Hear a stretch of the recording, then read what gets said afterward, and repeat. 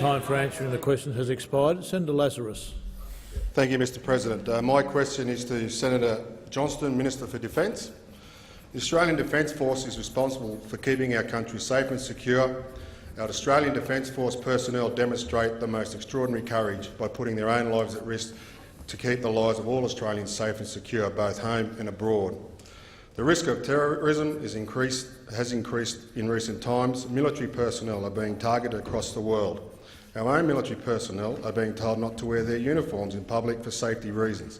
The previous Australian Defence Force remuneration agreement from 2011-2014 included a 9% increase over 3 years.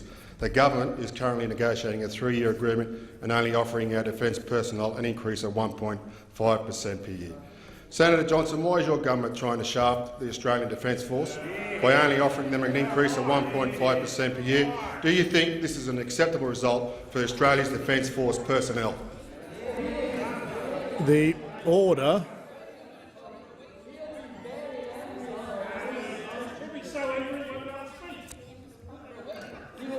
Order on my left. The Minister for Defence, Senator Johnston. Well, thank you, Mr President, and I sincerely do thank Senator for his question. And may I say, this is an extremely important issue that was very parsimoniously glossed over at Senate estimates last week. It was barely touched on. Look, the Commonwealth position taken before the Defence Force Remuneration Tribunal reflects the unique nature of military service. The proposed offer to the next ADF workplace remuneration arrangement agreed between the Chief of the Defence Force and the government has been put before the independent Defence Force Remuneration Tribunal. On the 15th of October, the DFRT, the Remuneration Tribunal, heard submissions from the Australian Defence Force, the Commonwealth and from service organisations. In accordance with standard practice in complex cases, that decision has been reserved and it would be premature to speculate on the outcome. If agreed by the Defence Force Remuneration Tribunal, the workplace remuneration arrangement will see more than 70,000 permanent and reserve ADF personnel receive an increase in their pay each year for 3 years. The first pay rise will take effect from the 6th of November this year and will be paid on the 20th of November. The proposed workplace arrangement does not alter the conditions of service for ADF members serving on operations, who will continue to be supported through additional remuneration and preferential tax treatments reflecting the nature of the operations they are undertaking. The proposed workplace arrangement also supports Defence's intention to streamline ADF salaries and allowances and simplify administration for ADF members and Defence. This will be achieved by rolling a range of discretionary leave and other benefits into salary increases which will benefit all ADF personnel. Senator Lazarus, a supplementary question. Thank you, Mr President. Australia's Defence Force personnel cannot be paid enough. These people are putting their lives on the line to keep our country safe.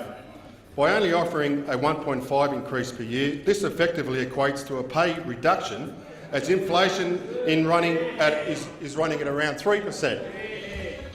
So this means the pay of our defence personnel, which includes diggers, airmen and sailors, will not keep up with the cost of living, and yet I understand that most senior officers of the Australian Defence Force receive pay increases of up to 40% over the past few years. Senator Lazarus, your time has expired for asking the question, and I didn't hear a question there. I'll be guided if the senator is happy for you to quickly put a question to that preamble, and it's a warning to all senators not to have a long preamble if you wish to get your question asked. Senator Lazarus. Senator Johnson, could you please explain why you are cutting the pay of our defence personnel and yet giving significant pay increases to senior Defence Force officers? Minister. Well, thank you, Mr President. That is not correct, Senator, can I tell you? The Parliamentary Budget Office figure of 3.9% average growth for total wages and salaries over the forward estimates does not reflect changes to defence workforce levels. And in an article set out that I'm sure you're drawing your question from, the claim that the quantum for operational allowances paid to deployed personnel is linked to base pay is clearly incorrect, and that's where I think you have fallen, if I may say so, into a misunderstanding of what's going on. Allowances are not calculated as a loading of base pay, and there is no link between the workplace arrangement and operational allowances.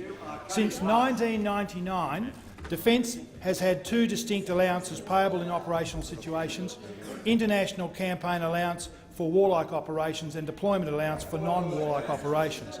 The quantum of allowances is calculated having regard to an assessment of the level of operational and environmental hazards that exist for each operation.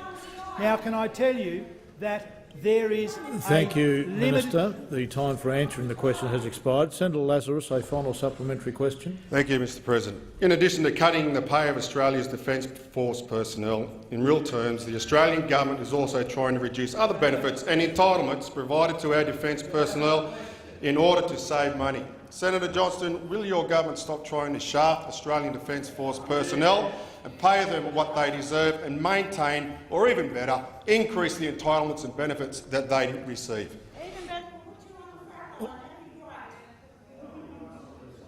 Minister. Well, Senator, let me make one thing very, very clear here and now and on the record. We are not cutting the pay of ADF personnel. Now, the fact is that the increase that we are paying may not be in line with what you perceive is necessary. But may I say, to some greater degree, I share that concern. But more importantly, I am focused on managing a budget that has been bequeathed to me by probably Australia's most incompetent financial managers in our history. And so I need to, the government needs to, and the CDF needs to balance his budget in a way that tries to equate to equity for all parties. National security is extremely important. The budget underpins our success in providing security for Australians. That is at the heart of this matter, and we inherited a mess, can I tell you. Thank you, Minister.